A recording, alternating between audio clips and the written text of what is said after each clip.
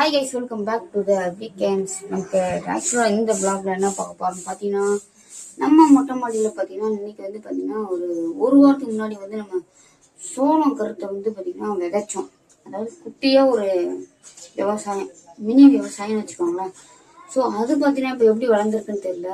பார்த்தீங்கன்னா அதை தான் நம்ம இன்னைக்கு பார்க்க போகிறோம் இந்த பிளாக்ல. வாங்க அதை போய் பார்க்கலாம். நம்ம மொட்டை மாடியில் ஒரு குட்டியான பக்கெட்டில் தான் வச்சுருக்கோம். ஸோ அதை போய் எப்படி இருக்குன்னு பார்க்கலாம் வாங்க மக்களே. அதுக்கு முன்னாடி இந்த சேனலுக்கு புதுசாக இருந்தீங்கன்னா மறக்காம சப்ஸ்கிரைப் பண்ணிக்கோங்க. ஸோ வீடியோ ஃபுல்லாக பாருங்க, பிடிச்சதை மட்டும் லைக் பண்ணுங்க. ஓகே கைஸ், வாங்க போகலாம்.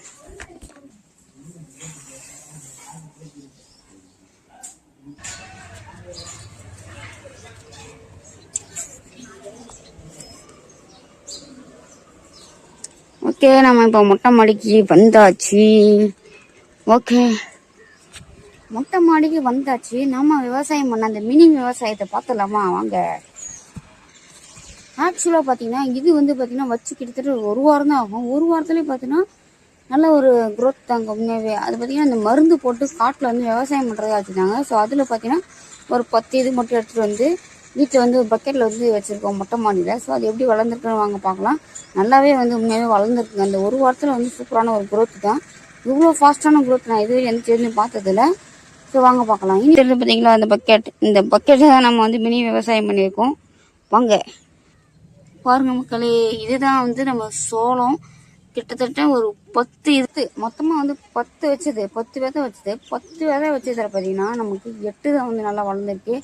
மீதி 2 என்னடா வச்சுருக்கீங்களா? ஆமாங்க, மீதி 2 பார்த்தீங்கன்னா வேஸ்ட்டாக போச்சு. எப்படி போச்சுன்னா நான் தான் வந்து அதை தண்ணி ஊற்றும் போது பார்த்தீங்கன்னா லைட்டாக வெளியில் இருந்துச்சு. ஸோ அதனால் அதை கவனிக்காம விட்டுட்டேன். அதனால் பார்த்தீங்கன்னா 2மே வந்து வேஸ்ட் ஆகிடுச்சு. மீதிக்கிற 8 பார்த்தீங்கன்னா நல்லா க்ரோத் வளர்ந்துருக்கு. இது தாங்க நல்லா தண்ணியோட எவ்வளோ சூப்பராக இருக்கு பாருங்க. இதாங்க அந்த முத்து சோளம். கிட்டத்தட்ட வச்சு ஒரு வாரம் தான் ஆகுது. நல்லா வளர்ந்துடுச்சு சூப்பராக. இந்த ஒரு வாரத்துல இப்படி ஒரு ரிசல்ட் உண்மையாகவே வேற லெவல் தான். ஓகே, நாம் வந்து இனிமேல் வந்து முத்து சோளம் வந்து வாங்க தேவைன்னு நினைக்கிறேன். ஏன்னா பாப்கார்ன் நம்ம வீட்டிலே வளர்க்க ஆரம்பிச்சாச்சு. ஸோ இது 10 வளர்ந்தா போதுங்க, வீட்டில் ஆளுக்கு ஒன்று சாப்பிட்டா கொஞ்சம் திருப்தியாக இருக்கும். ஸோ இனிமேல் நம்ம வந்து நமக்கு வந்து ரோட்டில் வாங்குறது அந்த அவசியம் இருக்காது. நமக்கு இது மூலிமா நம்ம எவ்வளோ சேவிங்ஸ் பண்ணுறோம்னா ஒரு முத்து சோளம் கிட்டத்தட்ட ஒரு 10 ருபீஸ் ஆகணும். 100 ருபீஸ் சேவிங் பண்ணியாச்சுங்க. மொட்டை மாடியிலே பார்த்தீங்கன்னா உங்களுக்கு தேவையான சின்ன இதெல்லாம் நீங்களே பண்ணுங்கள். உண்மையாகவே ரொம்ப ஒரு யூஸ்ஃபுல்லாக இருக்கும். நீங்கள் உங்களுடைய அமௌண்ட் வந்து நிறைய சேவ் பண்ணலாம். ஸோ இந்த வீடியோ பிடிச்சிருந்தா மறக்காமல் சப்ஸ்கிரைப் பண்ணிக்கோங்க, லைக் பண்ணிக்கோங்க. Tata bye bye. அடுத்த விளாக்ல சந்திக்கலாம்.